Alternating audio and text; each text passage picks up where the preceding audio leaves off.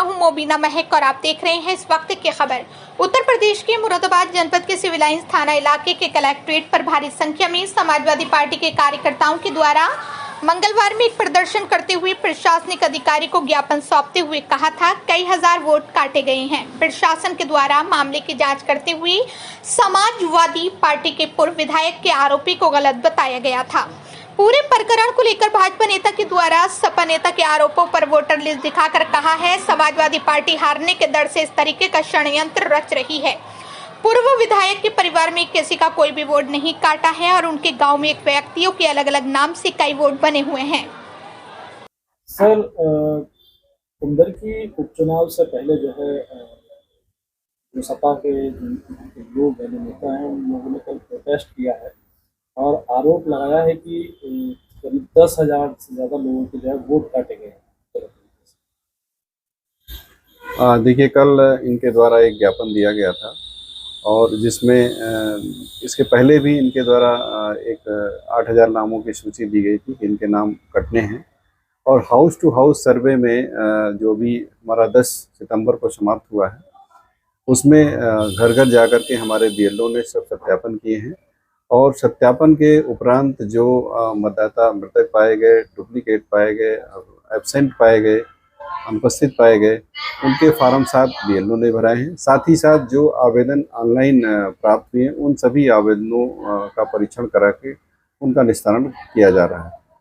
Sir, जो पूर्व के विधायक हैं उन्होंने जो है आरोप लगाया कि उनके परिवार का यहाँ तक कि उनके पिता का जो है वो वोट काटा गया है, सूची से नाम गायब कर दिया गया है 10 से 12। तो क्या ये सही है? आज जो है सुबह अखबार के माध्यम से ये चीज़ें प्रकाश में आई थी कि उनके द्वारा ये आरोप लगाया गया था कि काफ़ी लोगों के नाम काटे गए जिसमें उनके पिताजी के भी नाम काट दिए गए। जबकि कल समाजवादी पार्टी के द्वारा ज्ञापन दिया गया था जिसमें पूर्व विधायक रिजवान जी भी जिलाधिकारी महोदय से मिले थे, परंतु उस समय उनके द्वारा इस तरह की कोई बात नहीं कही गई थी। आज जो मीडिया में खबर आई थी उसके आधार पर हम लोगों ने उस संबंधित बूथ जो कि कुंदर की विधानसभा का 361 नंबर बूथ है उसका सत्यापन कराया गया, जिसमें पूर्व विधायक श्री रिजवान जी के सारे परिवार के सदस्य दर्ज हैं। उसमें इनके पिताजी का नाम भी दर्ज है 152 नंबर क्रमांक पे और साथ ही साथ इनके खुद के नाम, इनके सभी परिवार के सदस्यों के नाम दर्ज हैं। इनके एक पुत्र मोहम्मद नासिर का नाम 2 जगह दर्ज था जो कि हाउस टू हाउस सर्वे में प्राप्त हुआ 156 नंबर क्रमांक पे और 159 नंबर क्रमांक पे। उनके द्वारा ये पुष्टि की गई कि हमारा नाम 2 जगह दर्ज है, जिसके आधार पर उनका एक जगह से नाम उनकी सहमति से फार्म 7 भराया गया है, क्योंकि वो डबल दर्ज था।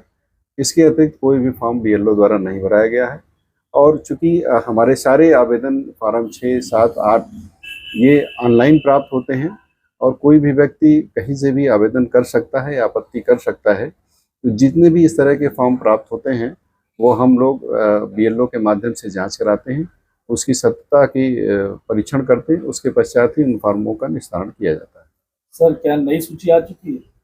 सूची का प्रकाशन हमारा 29 अक्टूबर से जब संक्षिप्त पुनरीक्षण का होगा तब हमारा सूची प्रकाशित होगी। अभी जो फार्म आ रहे हैं वो फार्म हम उसका डिस्पोजल कर रहे हैं। और ये ऐसे में जो ये आरोप लगा रहे हैं तो इन पर सूची कहाँ से आ गई? कुछ इस बारे में कुछ जानकारी की सूची कहाँ से आ गई? क्योंकि अभी नई सूची का तैयारी नहीं हुई, तो ये कौन सी सूची को लेकर? नहीं, जो फॉर्म प्राप्त हो रहे हैं उन फार्मों का निस्तारण किया जा रहा है और ये भी हमारा 3 तारीख को मतदाता सूची फ्रीज होगी, क्योंकि हमारा इसमें संभाजन का भी काम चल रहा है भारतीय निर्वाचन आयोग के निर्देश के अनुसार। उसके पश्चात जो इन फार्मों का डिस्पोजल हो रहा है, निस्तारण हो रहा है, वो संक्षिप्त पुनरीक्षण के पहले उसकी प्रिंट करके सभी राजनीतिक दलों को उसकी कॉपी दी जाती है। उसके बाद से दावे आपत्तियां प्राप्त किए जाते हैं। बाकी कंटिन्यूअस अपडेशन में कोई भी व्यक्ति कभी भी फॉर्म ऑनलाइन उसको यह सुविधा है कि वो अपना नाम देख करके बढ़वाने के लिए फार्म 6 भर सकता है और अगर किसी पे आपत्ति करनी है तो फार्म 7 भर सकता है। कोई संशोधन करना है तो वो फार्म 8 भर सकता है और हम लोग उसको नियमानुसार जाँच करा के निस्तारण करते हैं। यानी सर, क्या माना अभी मतलब अभी आई नहीं है ना? तो सर कोई नई सूची अभी जो बननी थी?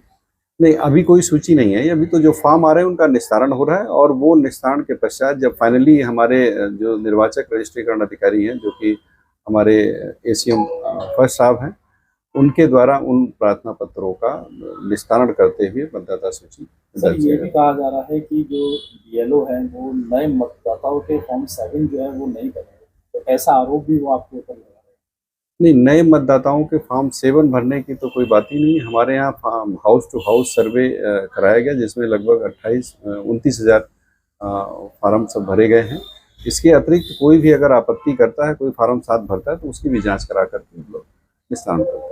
यानी सर पूरी तरह से निराधार है इनका सुझाव। जी बिल्कुल, पूरी तरीके से जो आरोप लगाए गए थे वो निराधार है, क्योंकि आज हम लोगों ने जो सत्यापन कराया उसमें इनके परिवार के विशेष रूप से जो अपने पिताजी के बारे में इन्होंने बताया कि उनका नाम मतदाता सूची में नहीं है, जो कि उस भाग संख्या 361 है, उसके 152 नंबर क्रमांक पे आज भी दर्ज है।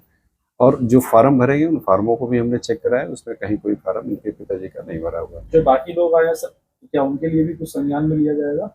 ये जो कल इन्होंने ज्ञापन दिया था उसमें किसी का नाम इन्होंने नहीं दिया था कि किसी का नाम कटा हुआ है। जो इन्होंने सूची दी थी, और ना कल जिलाधिकारी महोदय के समझ भी इन्होंने कोई इस तरह से आरोप लगाए हैं।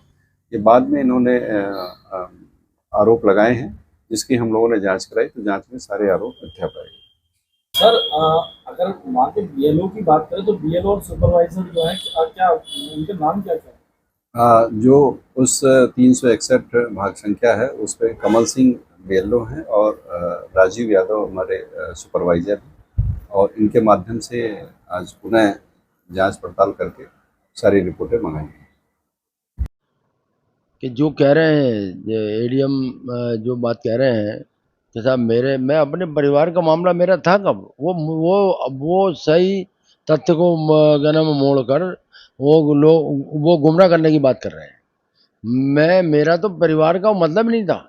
परिवार का मतलब अगर मेरा होता तो जो लोग मेरे साथ में गए थे वो लोग गए थे, जैसे आपके वकील अहमद सनो भोलू, गांव मंसूरपुर, बूथ नंबर 314।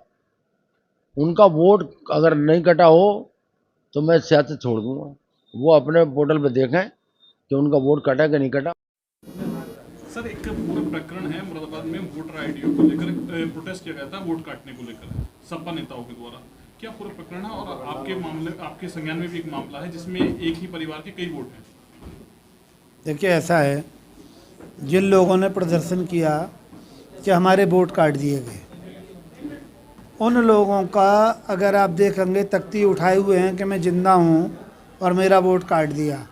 अगर आप देखेंगे तो उनके वालिद साहब 80 साल से ऊपर के व्यक्ति हैं, और 80 साल से ऊपर के व्यक्ति का वोट इस मतदाता सूची में भी है, और नेट में भी आप अगर देखेंगे तो नेट में भी ये वोट है। ये जो मुद्दा उठा रहे हैं ये उनका वोट है, ये उनके वालिद साहब का वोट है, ये उनके और परिवार का वोट है, और ये उनके बेटों का वोट है।